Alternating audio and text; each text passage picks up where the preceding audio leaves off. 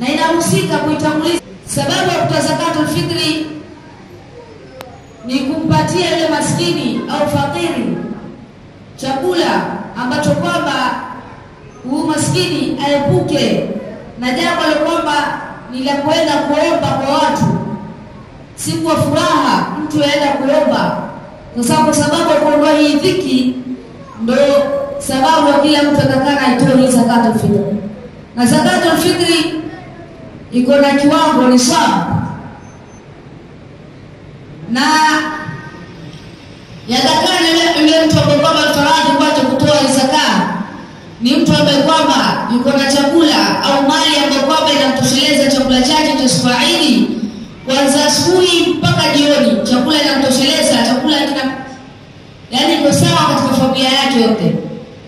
Na baada hapo ile mali au chakula itakayobaki, ikiwa kiasi chake inafika hiyo saizi ya kilo 2.5 au kilo 2.5 kwa kutoa shaka, ikiwa inafika hapo na inapita ama inafika hapo, ni faradhi kwa huyu mtu kuitoa hiyo zaka. Lazima itoe, atafute maskini ampatie, lazima, ni faradhi.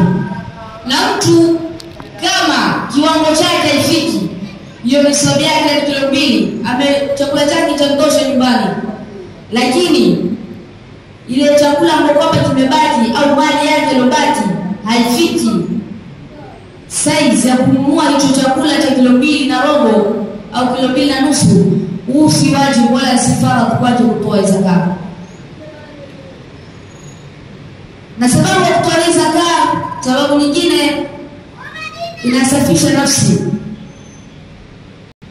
Hii zaka inasafisha nafsi yako, na yatakana utoe chakula ambacho kwamba kinatumika katika huo mji ambao bani Adam wanakula. Kama sahihi chakula ambacho kwamba kinatumika kwa mji wetu sana, sima au wali hivyo, au ngano kama nini, chakula ambacho kwamba kinatumika kizuri ndio bora zaidi kutoa.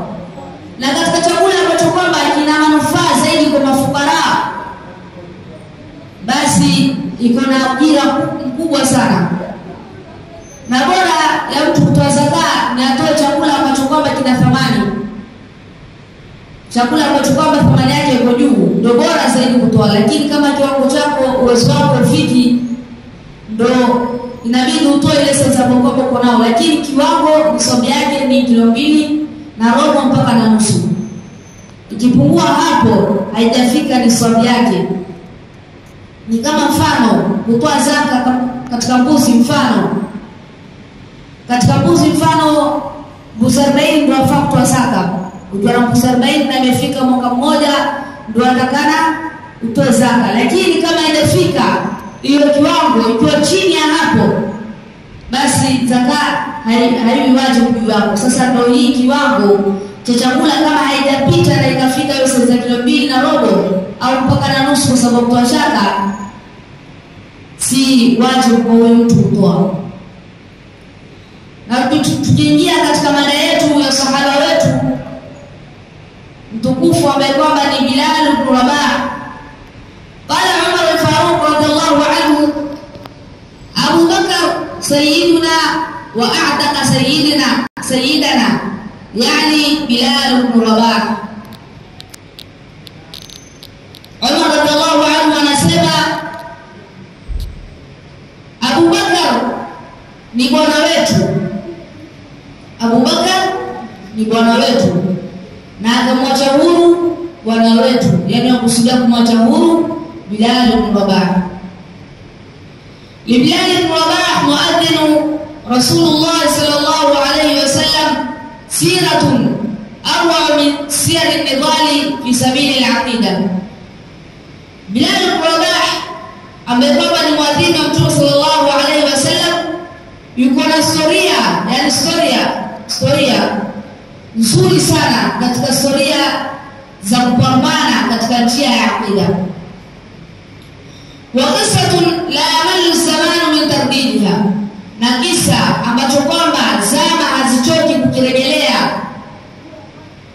Wala tashba'u al-adhanu min sihri wala masikio hayashimi katika utamu wa kukisikia hicho kisa. Ulida Bilal ibn Rabah fi Sarat. Bilal ibn Rabah amezaliwa katika sehemu ya Sarat. Sarat iko ndani ya mji wa Makka, iko katika mji wa Makka. Amezaliwa Bilal kabla ya Mtume sallallahu alaihi wasallam kugura kwenda Madina, kugura Makka kuelekea Madina bi 43 sana, kwa miaka 43.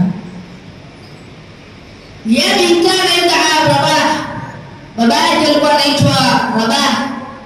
Ama ummu fakana tudaa Hamama, mama yake alikuwa anaitwa Hamama.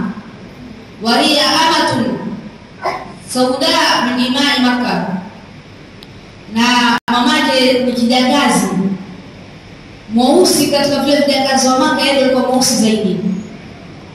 Walidhalik kana baadhi ya nasa yad'unahu ibn Sauda, na kwa sababu hiyo baadhi ya watu walikuwa wanamuita mtoto wa mama mweusi katika kumstari na kumdharau. Na Bilal fi al-Qura, Bilal amekulia katika mji wa al-Qura. al-Qura pia ni Makka. Wakana mamluka li'itani bani Abdiddar, na huyu Bilal ibn Rabah alikuwa amemilikiwa na mayatima wa kabila la Bani Abdiddar. Awsahu abuhu ila Umayya ibn Khalaf ahadu wasai kufri. Baba yao mayatima aliwahusia kuhusu huyu Bilal, akifa huyu Bilal awe chini ya Umayya ibn Khalaf, mmoja katika viongozi wa makafiri. Walamma ashrafat Makkah binuri dini jadid, Makkah ilipokuwa tukufu na ilipokuwa na sharafu kwa kuingia dini mpya, yani dini ya Uislamu. Wa hada Rasulul Azam sallallahu alayhi wasallam bi kalimati tauhid, na akasema na akatamka mtume tukufu kwa neno la tauhid, na akadhihirisha Uislamu. Kana Bilal ibn Rabah min as-sabiqin al-awwalin ila al-Islam. Bilal alikuwa ni miongoni mwa wenye kutangulia wa kwanza katika Uislamu. Faqad aslama wa lam yakun ala dhahri al-ard muslimin illa huwa wa ba'd nafar min as-sabiqin al-awwalin. Huyu Bilal aliposlimu, ilikuwa juu kwa ardhi hakuna Muislamu yoyote isipokuwa yeye na baadhi ya watu. Nafar ni watu ambao kwamba hawapiti 10, kuanzia 3 mpaka 10 hawapiti hapo. Sasa kuna watu waliposlimu, wale watu ambao kwamba walikuwa muslimu hawapiti 10. Ala rasi kiongozi wao ambao kwamba alislimu wa kwanza, Khadija binti Khuwaylid ummul mu'minin. Wa kwanza kuslimu alikuwa ni mama wetu Khadija binti Khuwaylid, ambaye kwamba ni mke wake Mtume sallallahu alaihi wasallam. Wa Abu Bakr as-Siddiq radhiyallahu anhu, na anafuatia na Abu Bakr as-Siddiq radhiyallahu anhu, wa Ali ibn Abi Talib radhiyallahu anhu, na Ali ibn Abi Talib ambaye kwamba ni kazini yake Mtume sallallahu alaihi wasallam, wa Ammar bin Yasir wa Ummu Sumayya, na anafuatia alikuwa ni Ammar bin Yasir na mama yake Sumayya. Hao wawili walipata adhabu kubwa sana kwa sababu ya Uislamu. Historia yao ni ndefu sana. Wa Suhaib al-Rumi, na mwingine ni Suhaib al-Rumi. Huyu pia kisa chake ni kikubwa, lakini kipande cha kisa chake, yeye alipokuja mji wa Makka alikuwa hana mali, lakini ile kwetu pale akasaidiwa na Makuraish, akafanya biashara nini, kazi huku na huku. Baada hapo akatajirika. Wakati aliposlimu Mtume sallallahu alaihi wasallam alipotoa amri ya watu kugura kutoka Makka kwenda Madina, Makuraish walimzuia Suhaib al-Rumi na wakamfungia ndani, wakamweka ndani ya rumba, wakamfungia na watu wenye kulinda. Baada hapo Suhaib al-Rumi kutafuta njia ya kutoroka,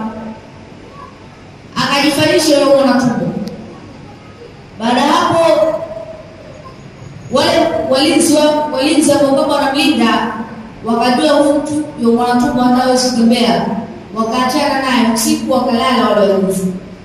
Baada ya hapo Suhaib Rumi akapata nafasi ya kutoroka. Alipotoka, makafiri baada ya kujua ametoroka wakamtafuta na wakamfuata, wakapata njiani. Sasa Suhaib Rumi radhiallahu anhu alipoona wale Makuraishi wanakuja, akapanda juu ya jabali.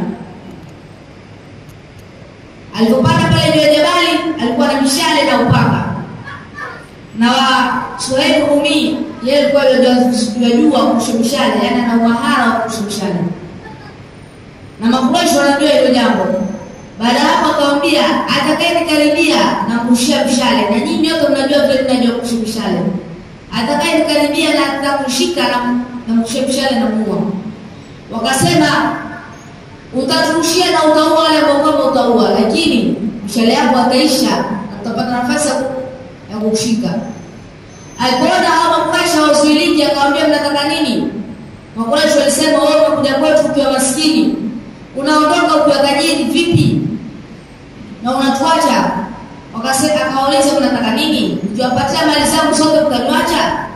Wakasema ndio. Akamwambia, nendeni sehemu fulani fulani utapata mali yangu.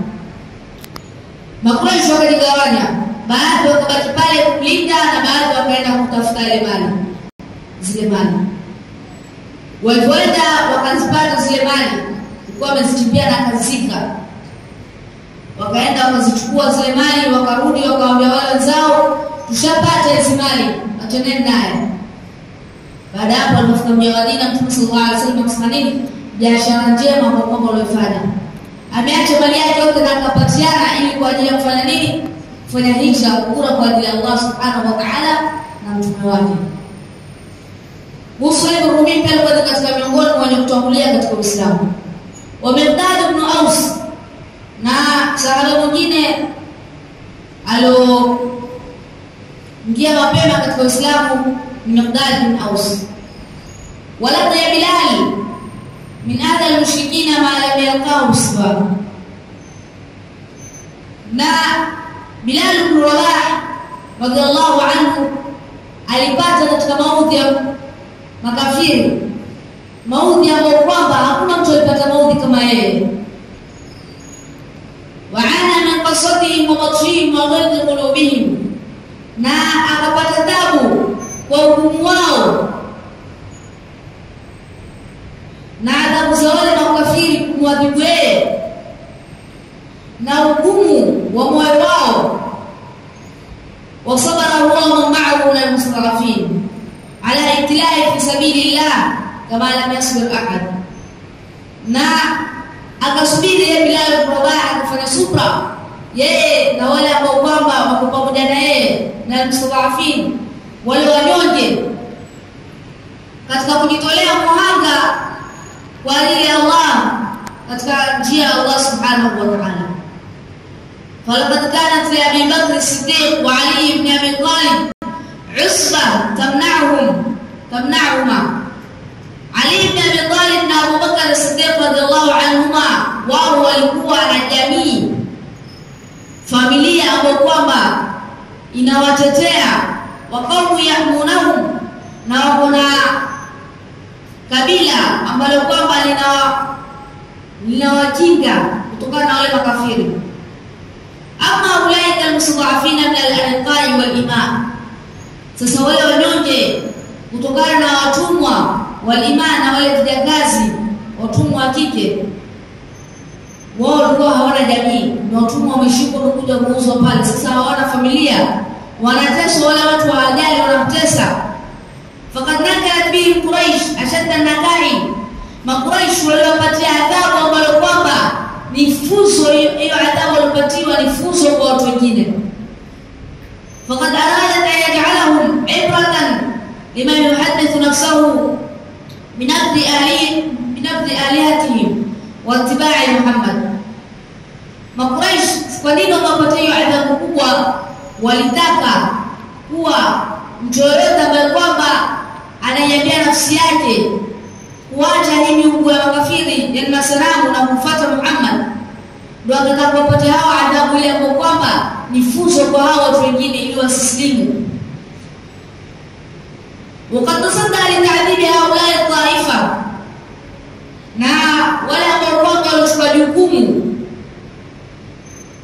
ambao walisimamia kuadhibu hichi kikundi ambao walislimu, taifatun min aghlab al-kuffari Quraysh kabidan, ni kikundi ambacho kwamba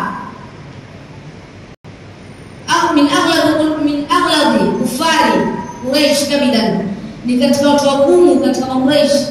Ini lao ni gumu. Kabid tafsiri yake ni ini kwa lugha ya Kiarabu, lakini makusudio yake nafsi. Kusudia nafsi zao ilikuwa ni ngumu sana, hawana huruma. Wa asahum qalban, na wagumu wa moyo, hawana huruma kabisa. Faqad ba'a Abu Jahl aksahu Allah bi'ithmi Sumayya, aliondoka na madhambi, aliondoka patupu kwa Abu Jahl, Allah amdhalilishe kwa madhambi ya Sumayya ambaye ni mamaji Ammar ibn Yasir. Fawqa alayha yasqa wa yafufu, akasimama Abu Jahl mbele ya huyo mama Sumayya, alikuwa ni mzee, akaanza kutukana matusi mabaya sana. Thumma ta'ala bi ruhihi ta'natan dakhalat fi asfali batniha wa kharajat min asfali dhahriha, alimdunga na mkuki. Abu Jahl alimdunga huyo mama na mkuki ambao kwamba mkuki umeingia chini ya tumbo lake na ikatoka chini ya mgongo wake. Fakanat awwala shahidatin fil Islam, na yeye ndio alikuwa ni wa kwanza kufa shahidi katika Uislamu. Amma al-akharuna min ikhwatiha fillah wa ala ra'si Bilal ibn Rabah faqad ata'at Quraysh ta'adabahum, mandugu zake huyu Sumayya katika dini. Maana al-muslimu akhu al-muslim, Muislamu ni ndugu wa Muislamu zake. Sasa mandugu zake huyu mama Sumayya, kiongozi wao ni Bilal ibn Rabah, Quraysh qala ta'dibahum, wamerefusha kuadhibu hawa Waislamu. Kama idha tawassatat ash-shams kabila as-samaa, wakati ambao kwamba jua limekuwa katikati ya mbingu, jua likitoka mashariki likifika katikati ya mbingu wanawachukua, na wakati ambao kwamba changarawe za Maka zimekolea moto, maana mji wa Maka jua lao ni kali sana. Walhalat rimal Maka birramdha, na mji wa Maka yani zile changarawe za Maka zimekolea moto wa Ramdha. Ndio maana mwezi unaitwa Ramadhani kwa sababu ni mwezi wa jua kali. Kwa mambo ya kuitwa Ramadhani ni ndefu, tusingie huko. Sasa wakati ikifika hiyo muda ambao kwamba jua liko katikati ya mbingu na changarawe zimekuwa moto, zimekolea moto, yazu anhum thiyabahum, wanavuliwa nguo zao, walbisuna mudira alhadid, wanawavalisha nguo zile za chuma ambazo kwamba za kujana, wanawachukua na wavalisha hizo nguo za chuma ambazo kwamba ndani hivi kawaida uko ndani ya mafeni inakuchoma, unasikia joto lile. Mtu akivaa tu nguo nyingi tayari unasikia joto, lakini hapo anavalishwa kidude la chuma ambao ni zito, liko na joto, kisha wanafanya nini? Wanawaangusha ndani ya changarawe zile za Maka. Biashi'ati shams, kisha wanaanza kuwasiruna biashi'ati shams, wakiwachoma na ile ukali wa joto, ukali wa jua kali. Wewe sasa hivi tukichukuliwa kuwekwa hapa mbele kwenye hama ya msikitini hapa mbele, ukilazwa hivi tu kawaida na nguo zako unasikia vibaya, unachomeka. Na je, huko jua ni kali, sasa wanaochoma na ile jua kali. Walibuna kuhura mgesiat, na wanawasha moto katika migongo yao ndio na mijeledi, yani wanawapiga mpaka wanasikia moto katika migongo yao na mijeledi. Waamuruna yusufu Muhammad, na wanaamrisha wamtukane Mtume Muhammad sallallahu alaihi wasallam. فكانوا إذا اشتدت عليهم التعذيب وعجزت طاقتهم عن تحمله يستجيبون له فيما يريدون منه. Sasa wakati ile adhabu inakuwa kali zaidi na inawalemea, nguvu zao zinashindwa kuivumilia ile adhabu, wanakubali ile jambo walikuwa wanaamrisha. Kama sahaba mmoja ambaye anaitwa Ammar ibn Yasir, yeye alikuwa anavalishwa ile dude la chuma kisha anachomwa, inachukuliwa chuma inatoa ndani ya moto kisha inatolewa na chomwa nayo. Yaani kafikia hadi watu ndani ya maji yozuiliwa pumzi zake hapo ndani kisha anatolewa. Mwisho ikabidi akubali, akamtukana Mtume sallallahu alaihi wasallam. Baada hapo alifuatiliwa akaenda huko akilia, akakutana na Abu Bakar radhiallahu anhu. Abu Bakar akamuuliza kuna nini? Akasema mimi nimekufuru, nimemtukana Mtume sallallahu alaihi wasallam. Walipoenda kwa Mtume sallallahu alaihi wasallam kwa tayari shashuka aya. Kwa tayari shashuka aya kwa Mtume sallallahu alaihi wasallam, ambapo kama inasema la masharaha Allah sadrahu bil kufr fa alayhi ghadabu min Allah. Aya inamaanisha yani yule ambaye kwamba ameadhibiwa ile adhabu ikamshinda na akatumza maneno ambayo kwamba hayafai, yakini kumtukana Mtume, kubali miungu yao, lakini wamekubali kwa ulimi, hawajakubali kimoyo, hawa hawana lawama. Lakini yule ambaye kwamba amefanya hilo jambo mpaka akazungumza maneno, yuko na adhabu kubwa mbele ya Allah subhanahu wa ta'ala, yani hawana lawama. Sasa hao watu kwa kiwalemea wanakubali, wa qulubuhum mu'allaqatun billahi wa rasulihi, na mioyo zao zimeshikamana na Allah na mtume wake, yani wamekubali Allah na mtume wake. Wamekubali wale makafiri kwa ulimi, lakini hawajakubali kimoyo. Illa Bilal ibn Rabah radhiallahu anhu, isipokuwa Bilal radhiallahu anhu hajakubali yale maneno yao, amelazimishwa na ameadhibiwa, lakini hakubali. Faqad kanat nafsuhu tahunu alayhi fillahi azza wa jalla, nafsi yake ilikuwa dhalili na ilikuwa duni mbele ya Allah subhanahu wa ta'ala. Walladhi tawalla kibara ta'dhibihi Umayya ibn Khalaf wa sabaniyatu, na yule ambaye kwamba alichukua jukumu la kumwadhibu Bilal ibn Rabah ni Umayya ibn Khalaf wa sabaniyatu, na wanalishwaje ambao kwamba hawana huruma, wako na moyo mgumu. Lakini kanu ylimuna dhahrahu bisiyaq fayaqul ahadun ahad, wale makafiri walikuwa wanamtandika wala kama moto kwenye mgongo wao, wanawakatakata na mideleni. Sasa Bilal ibn Rabah yasema nini? Ahadun ahad, Allah ni mmoja, Allah ni mmoja. Wada'una ala sadrihi safran, na wanamwekea juu ya kifua chake jiwe kubwa. Fayunadi ahadun ahad, alifanya hivyo yeye anasema nini? Anaita ahadun ahad, Allah ni mmoja, Allah ni mmoja. Na wanampatia adabu ambazo kwamba ni funzo kwa watu wengine. Fayahtifu ahadun ahad, yakisema ahadun ahad, Allah ni mmoja, Allah ni mmoja, hana neno lingine. Makafiri wanafanya nini? Kanu yuhamilunahu ala dhikri Lat wal Uzza, wale makafiri wanamwambia taja Lat na Uzza, yale miungu yao, taja, wanamwadhibu. Fayadhkuru Allah wa rasulahu, Bilal anamtaja Allah na mtume wake, anaambiwa hivi wataja hivi. Wayaquluna lahu qul kama naqul, na wanamwambia sema kama vile ambavyo kwamba sisi tunasema, yani wanamtajia Mungu sana, sema kama vile ambavyo kwamba tunasema.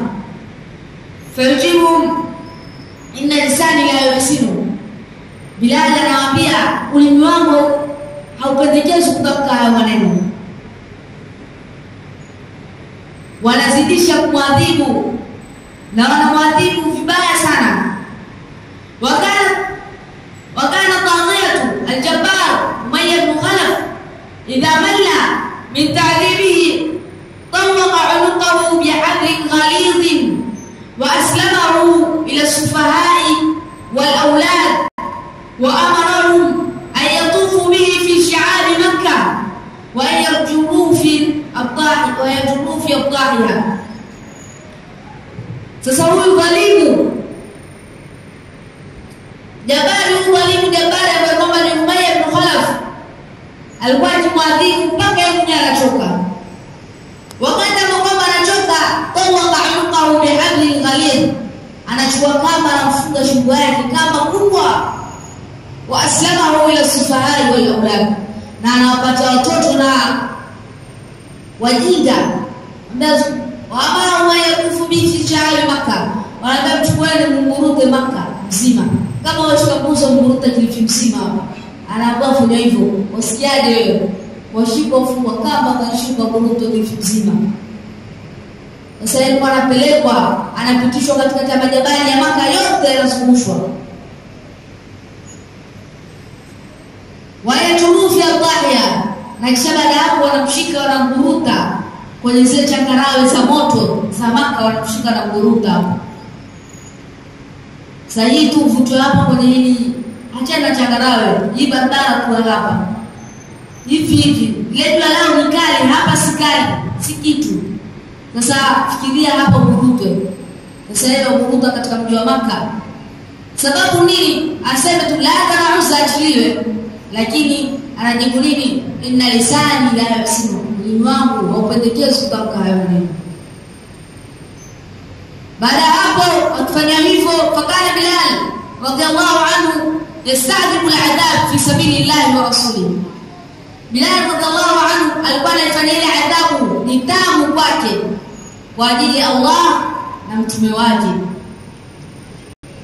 Wa yuradidu ala dawam nashidahu al-ulya, na anatamka muda wote nashidi yake, yani kasida yake ambayo kwamba ni ya juu, yani iko juu ya kasida yake nzuri.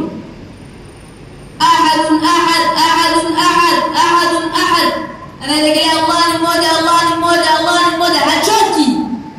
Bali amalu bitardidia, hachoki kuirejelea, wala yashba'u min ishadiha, wala hashibi kuitamka kuimba kila time hiyo. Wala qad arada Abu Bakar as-Siddiq ridwanullahi alayhi, Abu Bakar alimdhihirishia na alimwelezea Umayya ibn Khalaf anayeshtariahu minhu, anunue, kwamba Umayya nusia mtumwa wako, fa aghla bithaman, akapandisha bei. Yani kama mfano sahihi mtumwa auza 100,000 mfano, yeye akapandisha mpaka 100,000. Wao wanunua na Abu Bakar yeye yakudha, yeye akidhania Abu Bakar atamnunua.